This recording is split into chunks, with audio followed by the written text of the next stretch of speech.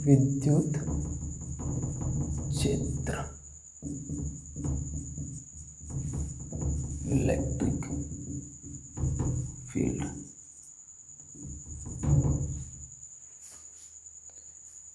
इसमें हम पहला टॉपिक देखते हैं। मार्कर खत्म हो गया, चलो हम दूसरा कलर ले लेते हैं। इसमें पहला टॉपिक देखते हैं विद्युत आवेश, इलेक्ट्रिक चार्ज।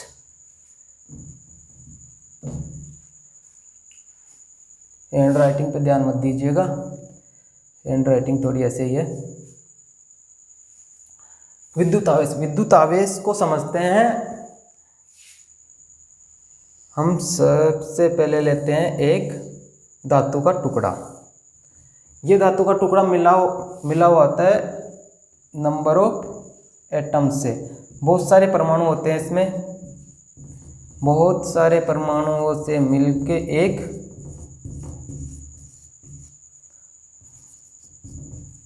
धातु का टुकड़ा। अब एक परमाणु को यहाँ से बाहर निकालते हैं। परमाणु के अंदर नाभिक भी होगा। नाभिक के अंदर होते हैं न्यूट्रॉन्स और प्रोटॉन्स। नाभिक के बाहर कक्षाएं होती है, जो हमने छोटी कक्षाओं में पढ़ा कि नाभिक के चारों तरफ कक्षाएं होती है जो कि निश्चित दूरी पे होती है, जिनमें इलेक्ट्रॉन एक निश्चित दूरी पर अपनी अपनी कक्षाओं में चक्कर लगाते हैं।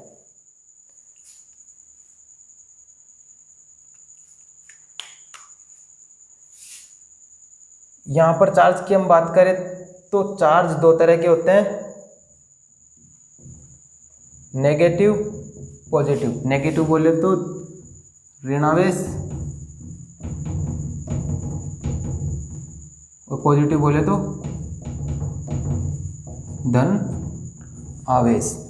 अब ऋणावेश और धनावेश, ये जो परमाणु है, इस परमाणु से कैसे बनाए जाते हैं। इस परमाणुओं से ऋणावेश, इस परमाणु को ऋणावेश और इसी परमाणु को धनावेशित कैसे किया जाता है। ये पूरा एक परमाणु है, इसको कैसे ऋणावेशित किया जाएगा, वह कैसे धनावेशित किया जाएगा। सबसे पहले हम देखते हैं नाभिक। नाभिक में होता है न्यूट्रॉन, नाभिक में होता है प्रोटॉन। एक बात बताऊं, नाभिक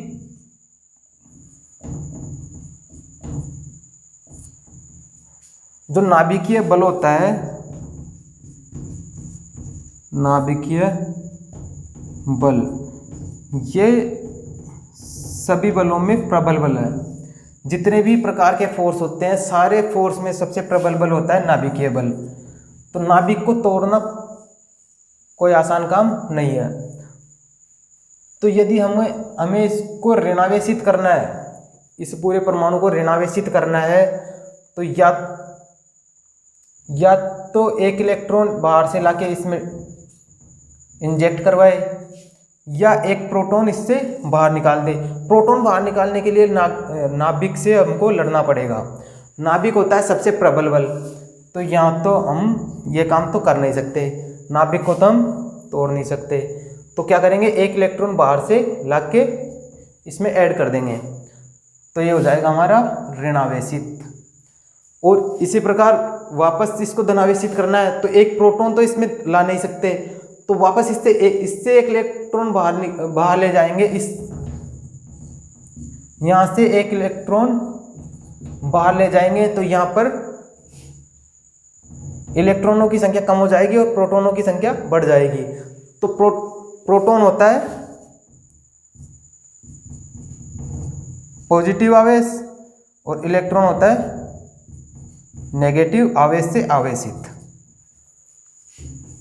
तो एक इलेक्ट्रॉन बाहर निकालने पे एक प्रोटॉन की संख्या यहाँ पर बढ़ गई। तो प्रोटॉन की संख्या बढ़ गई मतलब एक पॉजिटिव आयन बढ़ गया। एक पॉजिटिव आयन बढ़ गया तो ये परमाणु धनावेशित हो गया। और वैसे ही एक इलेक्ट्रॉन बाहर से ऐड किया तो एक इलेक्ट्रॉन ऐड होने पर इलेक्ट्रॉनों की नेगेटिव आवेश बढ़ गया, इलेक्ट्रॉन बढ़ने पर, और नेगेटिव आवेश बढ़ने पर यह ऋणावेशित हो गया। और इसी प्रकार देखते हैं अब यदि दोनों की संख्या बराबर हो तो इसी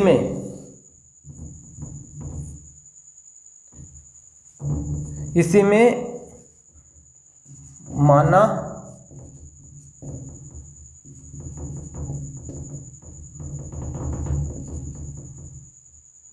प्रोटॉन n है तो प्रोटॉनों की संख्या बराबर इलेक्ट्रॉनों की संख्या। तो ये कंडीशन होने पर ये जो पूरा परमाणु होगा वो उदासीन होगा। और वैसे ही प्रोटॉनों की संख्या बराबर यदि बड़ी है इलेक्ट्रॉनों की संख्या से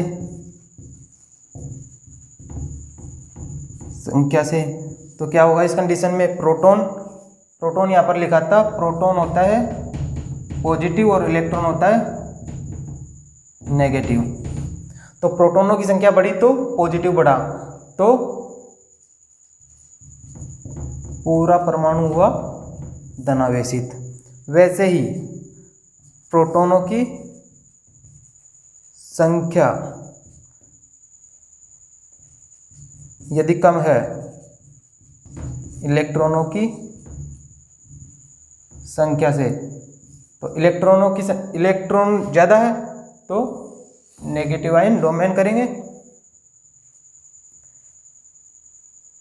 तो पूरा परमाणु होगा ऋणावेशित। इसी तरह कोई परमाणु आवेशित होता है। आगे हम देखेंगे आवेश की परिभाषा, आवेश की विमा, आवेश का मात्रक वगैरह।